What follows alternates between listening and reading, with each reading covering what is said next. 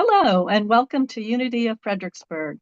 My name is Linda, and I am pleased to welcome all of you to the Unity of Fredericksburg weekly online gathering. At Unity of Fredericksburg, we are advancing the movement of spiritual awakening and transformation through unity, a positive path for spiritual living. We thank those of you watching on YouTube, live or later, and invite you to subscribe to our YouTube channel. If you're able to attend live, we encourage you to join the Zoom community room for the full Sunday morning experience, including music, prayer, and connection. Our weekly newsletter includes the Sunday service link, and you can subscribe to receive that on our website at uofva.org. For everyone local to Central Virginia, Unity of Fredericksburg offers a variety of fun and enriching in-person activities every month. Subscribe to our new weekly newsletter at uofva.org for all the details. Our message today comes from our minister, Reverend Cheryl Fair. And now here's Reverend Cheryl. Thank you, Linda, and welcome everyone who is with me in the Zoom room right now, and those of you who are watching on YouTube, whether you're watching now or later or picking it up on social media, we appreciate you showing up and creating the energy that is Unity of Fredericksburg. Our broadcast date today is Sunday, June 28th, 2026, and it's a very lively week of things coming up. On Wednesday, we enter the month of July, and so I found a quote on the Spiritual Passages website. The quote is uncited, it's listed as unknown, but it's a spiritual quote about July. So here it is. If June is the promise of summer, then July is the proof. It is the moment when the world steps fully into the light, when the fruits of spring's labor begin to appear and the sun lingers like an old friend. July asks us not to rush, but to savor, to walk slower, laugh louder, and remember that joy is not a detour, but the destination. So think about that on Wednesday, July the 1st. And also, before we meet again here next Sunday, Saturday is the 4th of July, known as Independence Day here in the United States. Now, there are a lot of things going on in the United States, and however you feel about all of those things, there are wonderful and delightful things like the World Cup happening here on this continent right now, and there are plenty of other things happening. However you feel about it, I invite you on the 4th of July to hold the high watch for this nation, to think about all of the values and characteristics that you love about being an American, and hold the high watch for that on that day of Independence Day. So that's my invitation for you for later in the week and for right now. Today, we are continuing with the third of 4 talks based on this book, The Seat of the Soul by Gary Zukav. I was going to do just 3 weeks, and then I just found myself saying, no, we need a little more time. I added a 4th week. And I've also added a discussion session online that'll be on July the 7th for those of you who want to just have some open discussion about it. Now, we are covering this book because there was a request for it that came out of our annual discernment process that we do at the end of the calendar year. Now, I'm not able to cover every topic in the book, so hopefully the topics that I do select will feel satisfying for you. And as we go, I will relate the things that Gary Zukav talks about with Unity teachings. So I want to start off with a little bit of review for those who are just popping in for the first time when we're talking about this book. So in The Seat of the Soul, Gary Zukav, presents a model of human evolution, human spiritual evolution, if you will, beyond the physical evolution that we learn about in school. Gary Zukav perceives that humanity is evolving from 5 sensory beings, so the senses we have in these physical bodies, to multi-sensory beings. So being aware of the metaphysical realm. And this process of evolution is the process by which we become truly aware of our wholeness, of our divinity, of our soul. By the way, that bit about wholeness that fits in with our annual theme here at Unity of Fredericksburg, and our focus for June is being whole. I'm going to read to you a little bit from the book. I know I've had some requests to be sure to say page numbers. Please include page numbers. So I'm reading right now from page 93 about this evolution. We are evolving into a species of whole individuals, individuals who are aware of their nature as beings of light and who shape their light consciously, wisely, and with compassion. And I've got another quote here from page 119. The center of the evolutionary process is choice. It is the engine of evolution. Each choice that you make is a choice of intention. So our particular topics in the book today are chapters 7 and 8 on intuition, and chapter 9, which is about choice. But before that, I want to talk a little bit more about wholeness. Now, Gary Zukav he talks about souls that are in wholeness, whole souls, and then he compares that to what he calls splintered personalities. And that this process of evolution that he presents it as rising up out of the splintered personality and becoming whole. And that he points out that the qualities of the outer world that we experience right now, reflects the personality consciousness rather than the consciousness of the soul. Let me read to you a little bit about that, and I'm coming from page 108. The world as we know it has been built without a consciousness of soul. It has been built with the consciousness of the personality. Everything within our world reflects personality and energy. We believe that what we can see and smell and touch and feel and taste is all there is to the world. Now, Gary Zukav's perspective on wholeness and these levels that he presents of splintered personality and wholeness of the soul is different than the teachings of unity.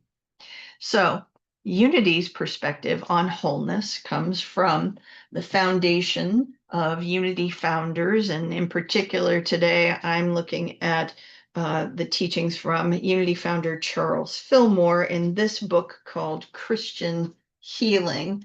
I don't have particular page numbers, but what Charles Fillmore brought forth is that humanity is created, and this is, by the way, if you're looking at that book, is from chapter 2 called Being's Perfect Idea. Being's Perfect Idea. Humanity is created as a perfect idea in divine mind. And this divine idea of humanity is unchangeably whole. So unity presents the journey of our human life as a process of expanding our awareness of the essential truth of our wholeness. We are completely whole. at all times. Our spiritual growth is as we shift from being referencing the outer world, that five sensory way of being that Zukav talks about, to growing to realize the truth of our own wholeness. And this approach in unity provides a way for us to express compassion for ourselves when we get involved in the outer world, do things that maybe we regret later. We're able to see ourselves with compassion. We've just simply forgotten. And as we return our focus to our center, to that divinity expressing at the point of each of us, we can be compassionate for ourselves and for others who are doing things that we don't agree with. And when we see dysfunctional or disruptive behavior, we can perceive that as an indication of healing taking place.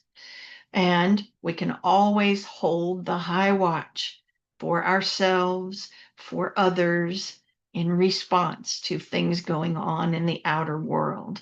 Now, I will say that I wouldn't describe Gary Zukav's position on wholeness of soul and splintered personality as harsh.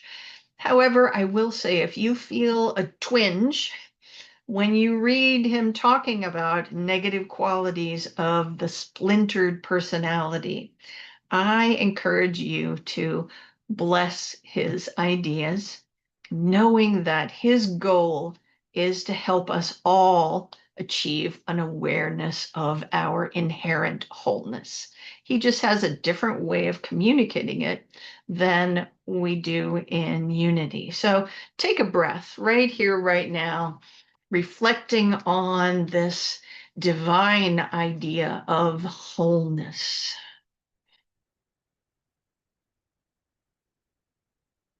And let's have an affirmation right here. I'll say it once and then you can reflect on it going forward. I open my senses and perceive wholeness expressing in every person and every circumstance. I'll say it one more time. I open my senses and perceive wholeness expressing in every person and every circumstance. Now, I don't know about you, but my brain immediately says, well, how can I do that? How can I open my senses and perceive wholeness?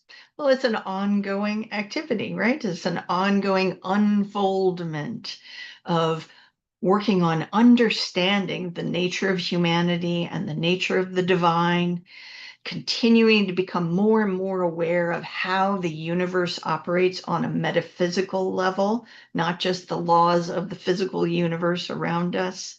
And of course, the practice of showing up here and examining key concepts like the ones presented in the Seat of the Soul is an ongoing practice of becoming more and more aware. So let's keep going. We're looking at topics in chapters 7 and 8 in the Seat of the Soul, and the topic here is intention. Intention. Now, Gary Zukav presents intention as the inner energy behind your words and actions. So, not talking about your words and actions or the outcomes themselves, but the motive, the meaning, the vibration of the thoughts and feelings that you carry in any given moment. Now, this is really important, my friends. And there's a difference here between what we learn in our human lives. So we might learn, for example, actions speak louder than words, right? We've all learned that. Both of those things, actions and words, are out here in the outer world. This teaching challenges us to be responsible for our inner consciousness, for our inner world, and what we're holding there. So here's what came up for me. How often do you, or like definitely, how often do I feel like I've really done a good job because I haven't said out loud the things that I've been thinking in my head? Anyone? Anyone feel like give themselves a little gold star for not saying out loud the judgments that I'm holding in my head about things? This teaching is here to say, oh, no, no, no. If you are holding those thoughts and feelings in consciousness, you need to be responsible for that because thoughts have energy. And that energy exists as potently as an outer action. And so, yet again, we find one of these teachings that's asking us to be responsible and accountable for our thoughts and feelings, even if we're being good boys and girls and not saying out loud what we're thinking. If we have it going on in our minds, we need to clean it up right there. So take a breath, my friends. I feel like that's a big breath right there. Here's an affirmation for us to work with. I'll read it a couple times. I intentionally align my thoughts and feelings with divine mind. I intentionally align my thoughts and feelings with divine mind. All right. And what Gary Zukav says is that what we're doing with the thoughts and feelings that we're holding in consciousness, those are intentions, right? Now he also links intention with his presentation of karma. Now we talked about karma a couple of weeks ago. Let's just, revisit that briefly. Karma is the process by which the energy of our intentions is often acted out through our choices. Then whatever energy we're holding and expressing, then that's what we experience. So if we're holding, an angry or judgmental, then guess what? We're going to experience that. Then our personality, our ego is going to react to that. Well, people shouldn't be judging me. And then that creates new energy. And this process just kind of keeps going and keeps going as we kind of go through our human life, bumping into each other, making mistakes, learning, doing better next time. And this is the ongoing process that carries that label of karma. Let me read to you from page 114. Let me find it here. 114. All right, to become aware of the relationship between your consciousness and physical energy is to become aware of the law of karma and to see it in action.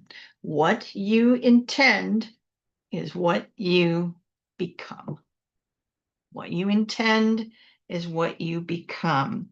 Now, karma is similar to the unity teaching called the law of mind action. Law of mind action, which in short is thoughts, feelings held in mind create after their kind. So again, whatever you're holding in consciousness is going to multiply. And you're going to then seek out similar energies in your outer world. This is also related to the third principle of unity. Our thoughts have creative power to influence events and determine our experiences. So we create our experience by the thoughts and feelings we hold in consciousness and beliefs and attitudes, and our ongoing process of improving the quality of our consciousness is one of the most important things that we teach in unity. So let's take a breath right there, shall we? Just breathe into that. Here's an affirmation. I am grateful for spiritual practices that improve the quality of my consciousness. Once again, I am grateful for spiritual practices that improve the quality of my consciousness. Yes, indeed. All right, now moving on, closely linked to this topic of intention is the topic of choices. So Gary Zukav presents choices as not just a process of managing our outer lives. So we're, accustomed to making choices in our outer lives. Do I want the blue one or the green one? But also managing our consciousness, right? Through our attitudes and beliefs. So on page 94, he says, at each instant, you make decisions in the form of your attitudes about the universe, about other people, and about yourself. You make these decisions continually, and your experiences at each moment are created by them. You are a decision-making being. That sounds true, correct? We are all decision-making beings. He says on page 121, responsible choice is the conscious road to authentic power. So Gary Zukav is encouraging us to make choices that align with our understanding, our ever-evolving understanding of how the universe operates, like the laws of karma, the law of mind action, and in alignment with something that we've talked about from this book before, with reverence for all life. So making choices based on those values. Now, it sounds good. It's not always easy, is it? It's not always easy to make choices. And he does provide us with some guidance on making choices. So this is from pages 122 going into 123. He provides some guidance. A responsible choice is a choice that takes into account the consequences of each of your choices. In order to make a responsible choice, you must ask yourself, for each choice that you're considering, what will this produce? Do I really want to create that? Am I ready to accept all the consequences of this choice? And he suggests that you for each possibility that you are reflecting on, to sort of project yourself into the future and imagine how things would play out if you choose A or if you choose B. And he says, see how you feel. Ask yourself, is this really what I want? And then decide. So that's helpful, right? That is helpful. And yet I think some of us might still be going, and I still get stuck in these loops of, I can't decide between A and B, or option 1 or 2, or door number 1 or door number 4. He talks about on page 91 in the book, conflicting intentions. So those are those times when we feel like we are of two minds. We're torn between, do I do this and do I do that? So an example of this might be for those of us who are, in that phase of life where we're in employment, we have a job, we're not happy with the job. We really, on the one hand, want to quit the job. So there's one intention, that I leave this job, but we're still there. And so at the same time, it's like, well, okay, I want to improve my work here and there. I want to do better. While I'm here, I want it to be less miserable, so I'll do better. So then you have two conflicting choices, like, do I leave or do I stay and do better? And what Gary Zukav says is that whichever of those intentions has the greater emotional investment is the one that will prevail. And in this case, he would probably say the leaving the job would be the one that would prevail, because, you can't really, when you really want to leave, you can't really invest in staying and doing better, can you? All of this is to remind us to really reflect deeply on our intentions around option A or option B.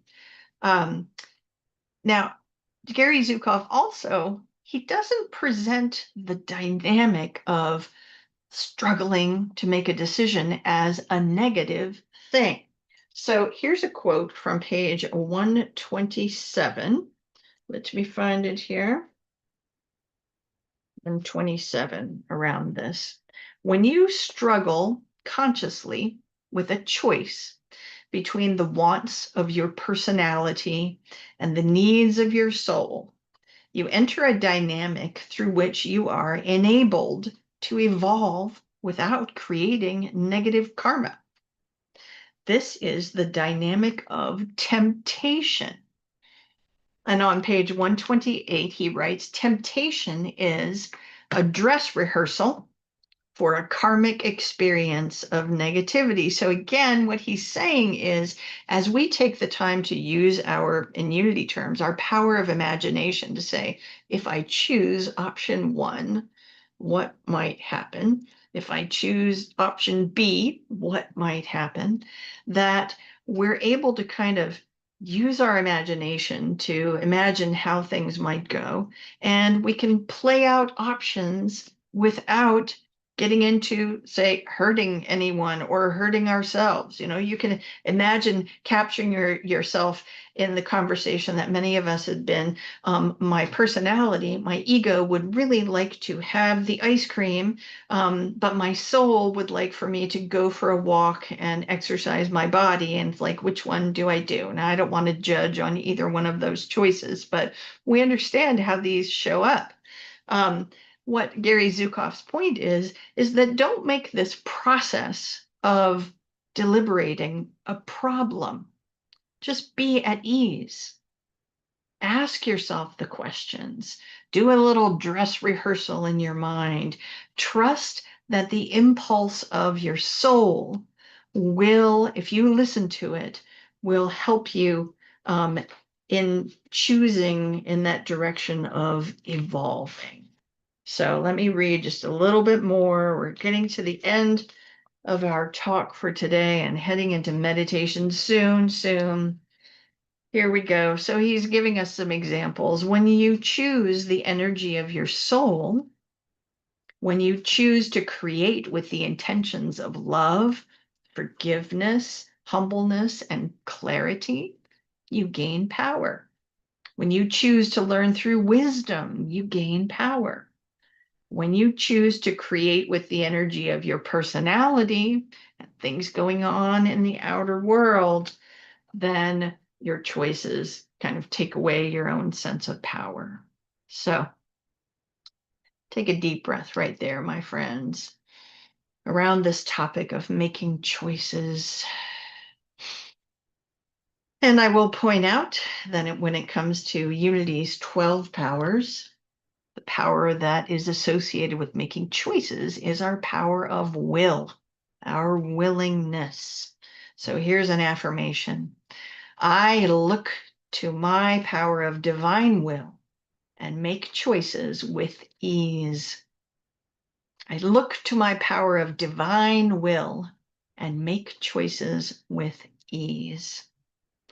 So that's a lot for today. We've talked about wholeness, we've talked about intentions and choices. So now I'm going to read you one more passage from the Seat of the Soul as we prepare for our time of meditation.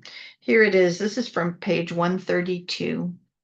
The journey to wholeness requires that you look honestly, openly, and with courage into yourself, into the dynamics that lie behind what you feel, what you perceive, what you value, and how you act. It is a journey through your defenses and beyond so that you can experience consciously the nature of your personality, face what it has produced in your life, and choose to change that. So now, my friends, let us move into a time of meditation, a time of being in the stillness together as we allow all of these ideas, all this talking to kind of settle down, as we focus on the breath, Allow the body to settle into the seat. We'll share a few more affirmations to prepare the space for us. I bring awareness to the intention behind every thought, word, and action. I choose intentions rooted in love, clarity, and compassion.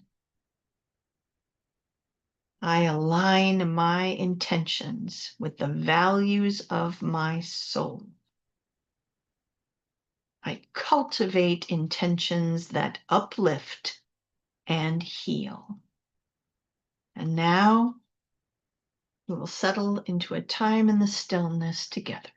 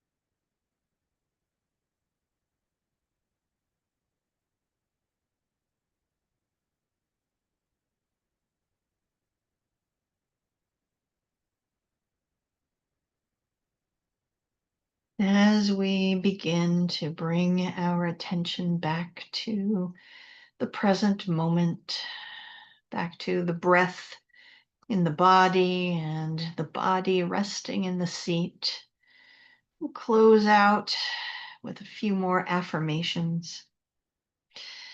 I welcome each choice as an opportunity to align my personality with the wisdom of my soul.